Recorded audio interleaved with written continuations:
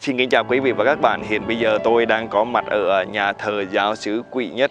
Nhà thờ giáo xứ Quỷ Nhất ở huyện Nghĩa Hưng, tỉnh Nam Định, thuộc giáo hạt Quỷ Nhất, giáo phận Bùi Chu.